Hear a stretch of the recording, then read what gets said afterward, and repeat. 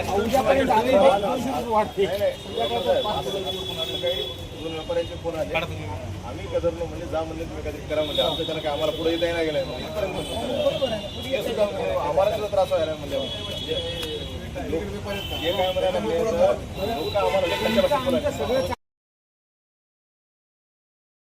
आज या ठिकाणी आम्ही सर्व शेतकरी कलेक्टर ऑफिसला एक निवेदन देण्यासाठी आलो की आमची जी चिरफाड होत आहे शेतकऱ्यांची, आज आम्हाला लाज वाटत आहे की आम्ही ज्या लोकांना आम्ही शेती करावं की आमचे प्रश्न आमच्या लोकप्रतिनिधी मांडायला पाहिजे. खरं सांगायचं झालं तर लोकप्रतिनिधी इथं कलेक्टर ऑफिसला यायला पाहिजे की बाबा हे 3200 रुपयाचा भाव आज रोजी 1200-1300 रुपयाला या मतदारसंघातल्या लोकांचा आमच्या विकण्याची वेळ का आलेली आहे. हे प्रश्न तर खरे पाहिलं तर हे लोकप्रतिनिधींचे आहेत. ज्या लोकप्रतिनिधींना आम्ही निवडून दिलेलं आहे त्या लोकप्रतिनिधी इथे यायला पाहिजे. आम्ही शेतकऱ्यांनी शेती करायला पाहिजे आणि आमचे प्रश्न यांना कळायला पाहिजे. आज रोजी आपण पाहू शकतो पेपरला बातम्या आहेत, मार्केटमध्ये आहेत, शेतकऱ्यांच्या आपल्या मतदारसंघातल्या या शेतकऱ्यांचं काय चालू आहे. आज आपल्या शेतकऱ्यांना आज 3200 रुपयाचा भाव 1200 रुपयावर आलेला आहे आणि आज आपला शेतकरी इथं एवढ्या प्रकारे लुटल्या जात आहे.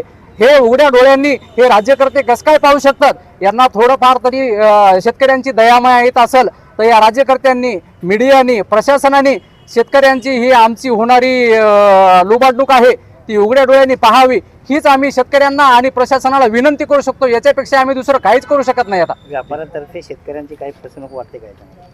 व्यापाऱ्यातर्फे तर भरपूर शेतकऱ्यांची फसवणूक होत आहे. आज मला सांगा तुम्ही, पत्ती गाडीला जी आपण लावतो पत्ती केळीची, ते एक क्विंटल एका टनाला 1 क्विंटल 10 किलो कापल्या जात आहे. ती पत्ती अक्षरशः लागते फक्त 6 क्विंटल गाडीला. पत्ती तर खरं पाहिलं नियमानं तर ती पत्ती मोजून लावायला पाहिजे, पण हे व्यापारी पत्ती मोजून लावत नाहीत. 30 ते 35 हजार रुपयाला शेतकऱ्यांची लूट आमच्या डोळ्या देखत आज 35 हजार रुपये एका गाडीमध्ये आमचे कापल्या जातात. भावाचं तर सोडूनच द्या हो. काही शेतकऱ्यांचा 1200-1500 रुपयाने आजही घ्यायले तर काही शेतकऱ्याचे आजही 900 रुपयाने घ्यायले. तर राजा झोपलेला असतो त्यावेळेस प्रजेची लूट सुरू असते आणि मागचे 5-10 वर्ष बघितले तर इथं देशाचा राजा तर झोपलेला आहे आणि प्रशासन त्यावर कुठलाच वचक ठेवायला तयार नाही. आणि दुसरीकडे नांदेड जिल्ह्यात सर्वात मोठं पीक असलेलं केळी आज मागच्या 5-6 वर्षापासून प्रचंड मोठ्या प्रमाणात शेतकऱ्याची लूट सुरू आहे. केळीचा दर मागच्या 1 महिन्यापूर्वी 3100-3200 रुपये होता, जो आज 1000 रुपयाच्या बरोबर आणून सोडलेला आहे. काही टिपिकल शेतकरी जर सोडले तर मोस्ट ऑफ शेतकऱ्यांकडून कमी दरात केळी विकत घ्यायचा हा धंदा येथील व्यापाऱ्यांनी सुरू केला आहे. त्यांच्यावर वचक राहावा आणि इथल्या शेतकऱ्यांना, केळी उत्पादक शेतकरी असतील त्यांना न्याय मिळावा यासाठी आज आम्ही जिल्हाधिकाऱ्यांची भेट घेतलेली आहे.